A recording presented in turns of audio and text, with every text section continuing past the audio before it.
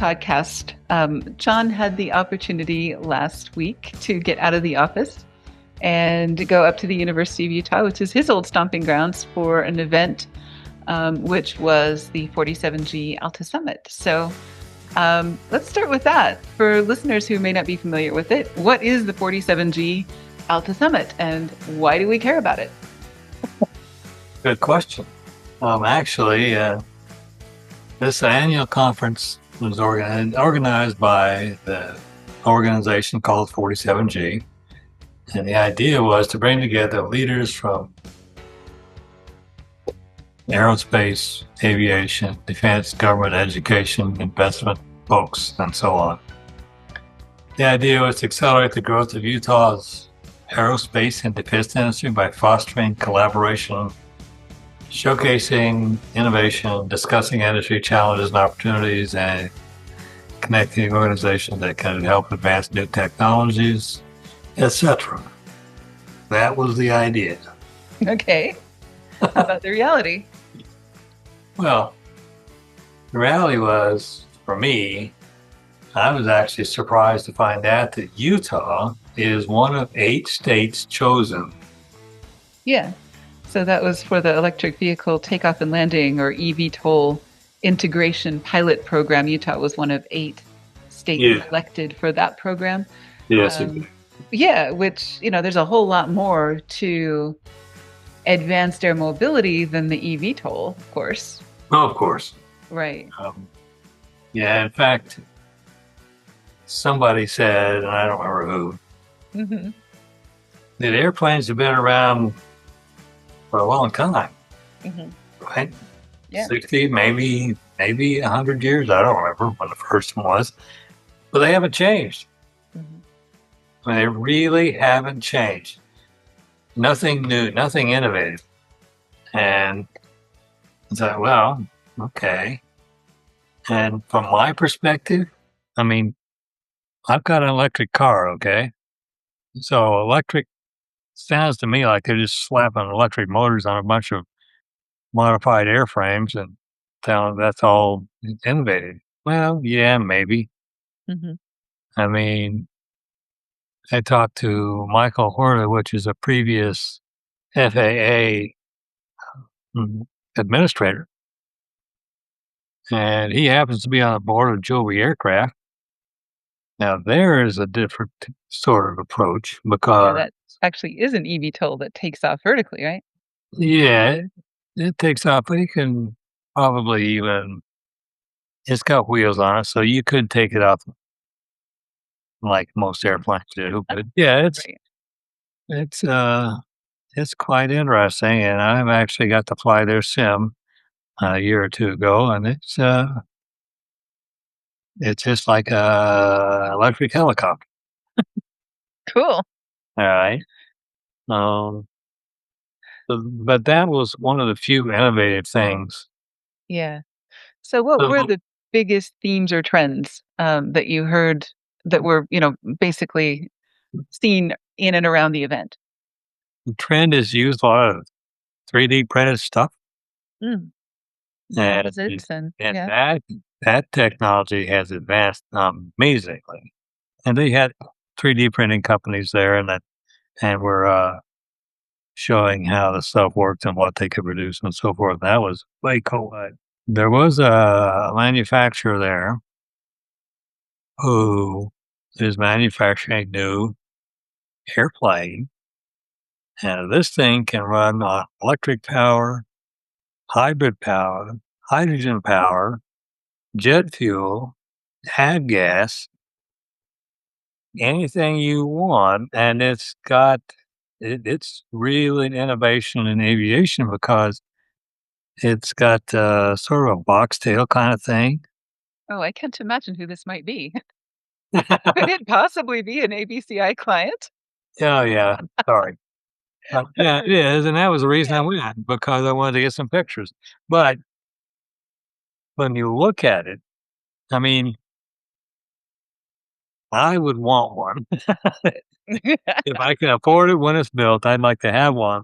And that aircraft actually scalable up to quite large, depending on what people want. It's amazing. Yeah.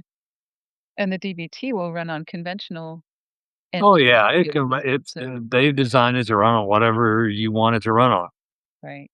Nav gas, jet fuel, so or it'll run electric, and with batteries, so what the heck? Mhm.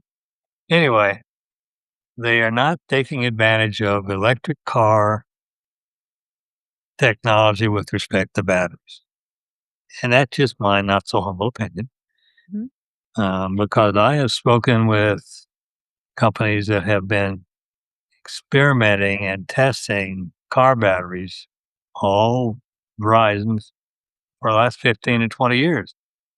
The battery, you can then they tell you, don't discharge it lower than 25 or higher than 75.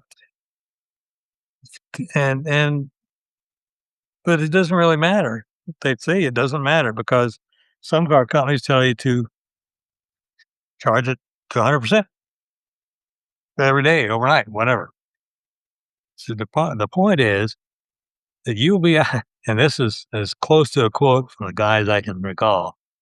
You will be out in your driveway, sweeping up the remains of your car into a dustpan, and the battery's still going to be good. They'll get 800,000 to 1,000,000 miles out of it. Depending on how you take care of it, the range after a charge will go de- decrease faster, but it's always going to be good. Always going to work.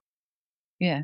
So range and longevity are two problems, but there's also the weight problem with batteries in aircraft. Yeah, exactly. And that's something that they're dealing with.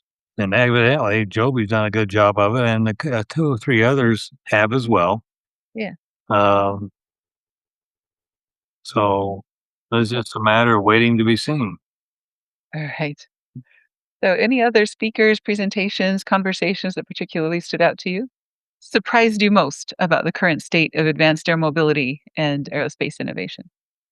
What surprised me most was they're calling EV, electric vertical takeoff and landing, is innovative. Well, yeah, because it's using batteries and electric motors, but they didn't really change a lot, because helicopters do that. Mhm.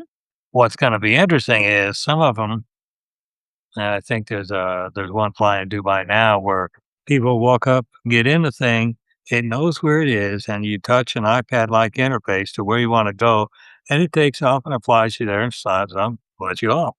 Airbus was designed to do that too, but people aren't buying it. There's an acceptance issue, right? Other Exactly. humans. So, So you how know, close are we to seeing some of these technologies actually become part of everyday aviation operations? Do you think we're close? technologically, yes. Regulatory wise, no. It concerns me, and I'm glad the FAA is there because there's got to be a lot of people. I mean, you can buy now if you got the money. Some of these things that are personal aircraft, if you'll call them such, and Pilots rating? you don't need a rating, an FAA rating to fly 'em. Wow. Your manufacturer should give you an hour and a half or so instruction, and you're off. So, okay, that's fine, but there's a whole airspace infrastructure, not just in this country, but in Europe and other advanced countries as well that have aircraft.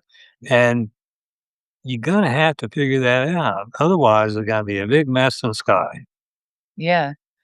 Now they're kinda cost prohibitive enough that there's not gonna be a ton of them on the market tomorrow, but still, Exactly. it is a problem. Yeah, Yeah. exactly. I think I've seen a couple of them start at $500,000, and depending on what you get, they come down. Mhm. But I don't think anything's less than a hundred and a half or two. Right.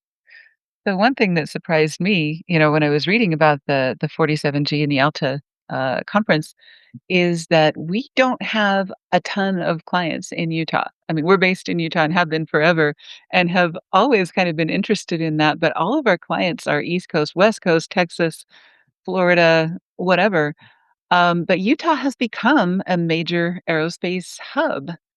What's Yeah, driving that growth, and what role does 47G play in it? and what I heard was what they want to do is use this piece to fly from Salt Lake to Park City and that kind of route. And what makes that interesting is altitude. Now, I know electric power, you don't care about DA, Hmm. except that the higher you go, the more power it takes to produce the lift to go up. So you don't be power limited, but battery time will reduce, Hmm. I think. Right. So, and there's a huge technology hub now in Lehi, Utah, which is just over the hill from us. Where a lot of technology is happening. So the universities and the colleges and other things are located here. Also, it's a very business friendly environment. There's a ton of money here that maybe is. They're calling it Silicon Slopes, because a lot of people who are departing California for lifestyle or financial reasons are finding that a good alternative. And I think that may be driving or enabling some of the aerospace innovation. What do you think? Possibly. Um, I think with respect to the conference itself, they need to de-emphasize the hype. Ah, Too much hype, too much marketing on stuff that doesn't matter. okay. I mean, I'd like to hear and talk to engineers, Yeah. not CEOs that think they know the engineering. They don't, Okay. in large part. They don't. Mhm. That's why they're the CEO. They got all kinds of people working with them and for them. Let the engineers talk. And they don't have to give away secrets, but they can be out there and talk to different sorts of things that should be publicly available anyway. So, But coming back to the Utah angle, do you think the Olympics have anything to oh yeah, these guys they want all this stuff implemented and worrying and ready and working before the Olympics. and Utah's been accepted as the Olympic host for the Winter Olympics of what year? Yeah, 30 something. I don't recall what the number is. 2034 Olympic and Yep. Paralympic Winter Games. Yep. 2034 winter. Yep. Yeah. That's what I thought. But That's less than 10 years, right? So that's an event horizon that's yeah. probably driving a lot of this as well. Yep. Anything else about Utah that we should mention? Well, the governor is behind this thing big time. Was he there? No, I don't recall seeing him, which doesn't mean he wasn't there. Yeah. But he may have been, and I just missed. Right. He was at another event that we were at, for the Tooele Airport, not too long Sure. ago. Yeah. So it seems like the politics in Utah is very much in favor of aviation, Oh yeah. unlike California and some other places where there's kind of a headwind, Yep. um, politically speaking or public opinion speaking. What are some of the other connections or conversations you had? I talked with a number of FAA folks and the R&D folks with 3D printing, some different drone things. Drone technology is going nuts, and I talked to a guy with any kind of luck might end up being one of our clients that has got a shape shifting wing, Mhm. and that'll be interesting to see where that goes. Yeah. I mean, lots of things are happening. I think, the ideas are finally coming out of the woodwork. It's been so long since there's been innovation in airframes and other things, but all of these things coming together seems to be hitting a tipping point. So hopefully that'll be a good thing. So Yes. someone in oh, go ahead. No, I agreed. Yes. Okay. So someone in aviation is considering attending next year. What would you tell them? Go prepared to be amazed. Cool. And ask tough questions because there's a lot of hype and not a lot of substance. Is that w- an You impression I was have getting? to dig deep to find substance. Mm, And that's a major complaint. I mean, they should be the opposite. mhm. They should have the substance there, and you got to dig deep to have somebody because it's not ready to be sold yet. Mm. So deeper from a business perspective, like these are use cases for this thing, not just this is a cool thing, or Um, deeper in terms of the engineering side? Engineering use cases abound. Okay. Okay, so just the people that really are interested in this and may have an idea on a different approach to some piece of it, you can't talk to anybody because nobody there is willing to talk. And from a few of the CEOs I talked to, they're all preconceived with their own thing and batteries and so forth that they don't want to hear. Okay.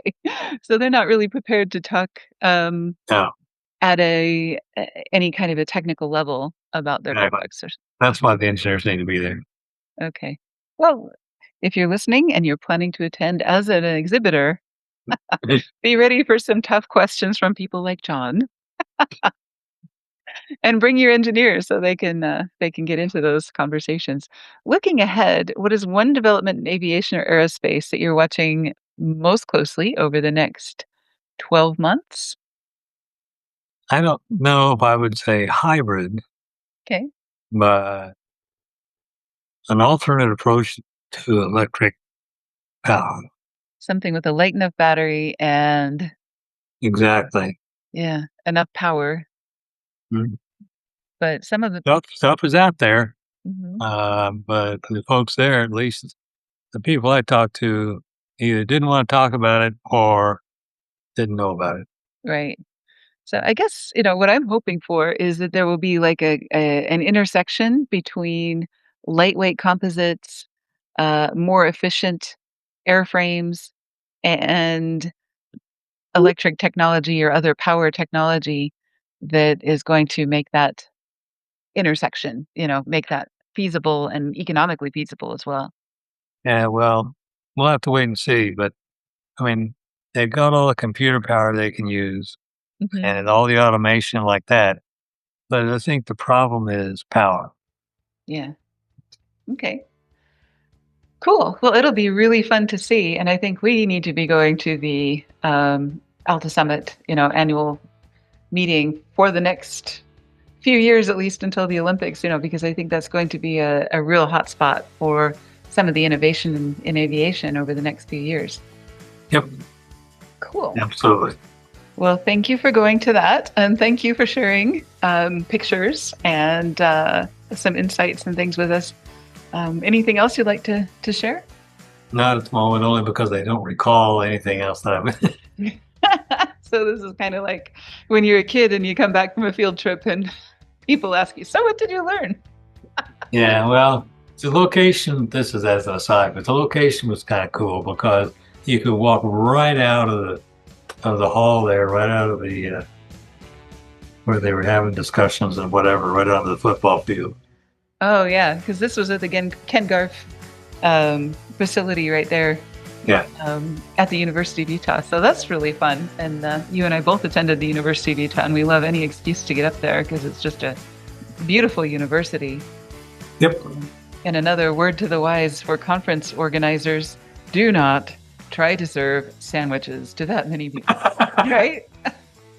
You told me Yeah, about that the first day. they didn't set too well.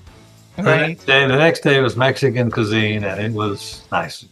Much better. Yeah. Well, it's kind of designed to feed a crowd without anything going um, too structured or too sloppy or too otherwise. So, I think Mexican's a great solution for our event organizers and people that are planning these things. So, completely off the topic, but of course, very important, right? Feed people well.